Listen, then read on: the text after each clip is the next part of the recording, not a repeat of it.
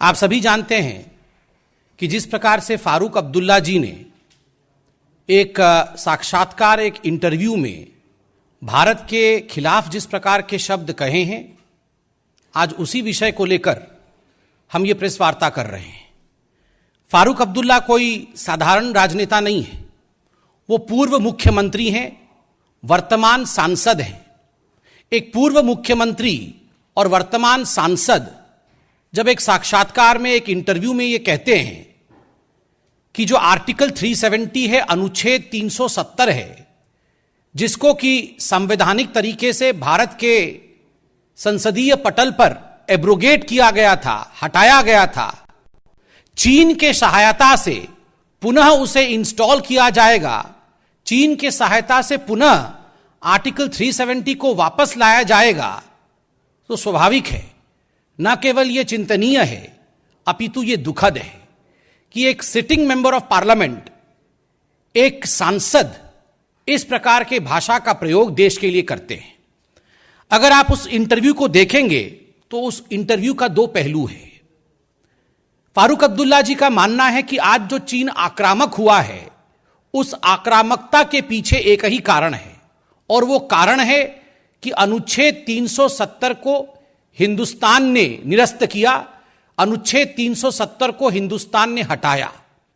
एक तरह से फारूक अब्दुल्ला अपने इस इंटरव्यू में न्यायोचित ठहराते हैं चीन के इस विस्तारवादी मानसिकता को, और दूसरी ओर उससे भी बढ़कर एक तरह से एक देशद्रोही कमेंट करते हैं और कहते हैं भविष्य में चीन के साथ मिलकर अगर हमें यह मौका मिलेगा तो हम अनुच्छेद 370 वापस लाएंगे।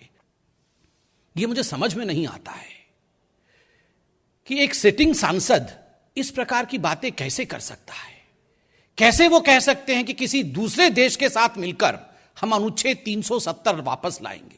अनुच्छेद 370 का हटाना, इसको लेकर एक डेमोक्रेटिक कंट्री में, एक लोकतांत्रिक देश में आपके मन में किसी प्रकार का रिजर्वेशन है, आप उसके खिलाफ कहना चाहते हैं, आप स्वतंत्र हैं, किंतु यह कहना कि दूसरे देश के साथ मिलकर हम अनुच्छेद 370 ले आएंगे, यह अपने आप में न केवल समझ से बाहर है, न केवल निंदनीय है, मगर सही मायने में कहा जाए तो यह देश विरोधी स्टेटमेंट है। दिस इज एब्सोल्युटली सेडिशियस, यह सेडिशियस स्टेटमेंट है।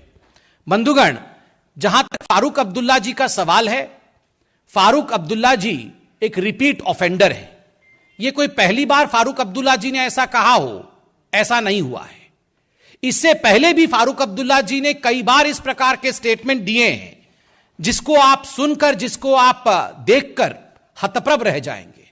आपको याद होगा, फारूक अब्दुल्ला जी ने 24 सितंबर, अभी चंद महीनों पहले, यह कहा था कि अगर आप जम्मू कश्मीर में जाके लोगों से पूछेंगे कि क्या वो भारतीय हैं, तो लोग कहेंगे नहीं, हम भारतीय नहीं हैं, हम भारत में रहना भी नहीं चाहते हैं। और दुखद विषय था कि उसी स्टेटमेंट में 24 सितंबर को फारूक अब्दुल्ला ने यह भी कहा था कि अच्छा होगा अगर हम चीन के साथ मिल जाएं। आप बताइए, देश के संप्रभुता पर प्रश्न उठाना, देश के इंडिपेंडेंस पर, देश की सॉवरेनिटी पर, उस पर प्रश्न चिन्ह लगाना, यह एक सांसद को किस प्रकार से शोभा देता है, और क्या यह देश विरोधी वचन नहीं है? याद करिए, यह वही फारूक अब्दुल्ला है जिन्होंने बहुत स्पष्ट रूप से कहा था, पीओके क्या तुम्हारे बाप का है जो तुम पीओके ले लोगे? यह भारत के लिए कहा था कि क्या पीओके तुम्हारे बाप का है, और क्या पाकिस्तान ने चूड़ियां पहन रखी है जो तुम पीओके ले लोगे और पाकिस्तान कुछ नहीं करेगा? देखिए, पाकिस्तान को लेकर, चीन को लेकर जिस प्रकार की नरमी इनके मन में है, और भारत को लेकर जिस प्रकार की मैं कहूंगा बेशर्मी इनके मन में है, यह अपने आप में बहुत सारे प्रश्न खड़े करते हैं। और केवल फारूक अब्दुल्ला ऐसा कहते हो, ऐसा नहीं है, ये चचेरे ममेरे भाई हैं। अगर मैं फारूक अब्दुल्ला कहता हूं तो फारूक अब्दुल्ला एक पॉलिटिकल पार्टी के नेता ऐसा कहते हैं, यह बात नहीं। आप अगर इतिहास में जाएंगे और राहुल गांधी जी के भी स्टेटमेंट्स को हाल फिलहाल में सुनेंगे, तो आप पाएंगे कि फारूक अब्दुल्ला और राहुल गांधी में ज्यादा फर्क नहीं है। ये एक ही सिक्के के दो पहलू हैं। As far as Farooq Abdullah and Rahul Gandhi are concerned, they are two sides of the same coin. एक ही सिक्के के दो पहलू, दोनों के इसी प्रकार के वचन रहे हैं। मोदी जी से घृणा करते करते अब यह हद हो गई है कि ये लोग अब देश से घृणा करते हैं, अब ये भारत से घृणा करते हैं, अब ये हिंदुस्तान से घृणा करते हैं।